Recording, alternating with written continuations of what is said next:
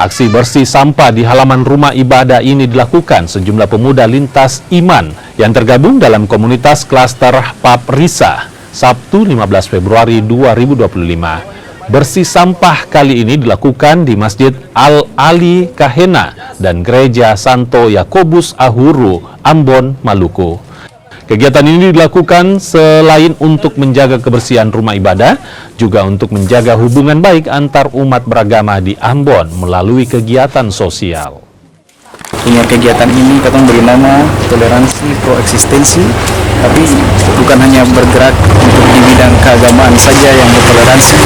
Dalam hal sering buat kegiatan yang ada dialog keagamaan atau seminar keagamaan, tapi kita hari ini bergerak dalam bidang yang ini komunitas muslim dan Kristen bergabung untuk menjalin kebersamaan dan bergerak di bidang lingkungan.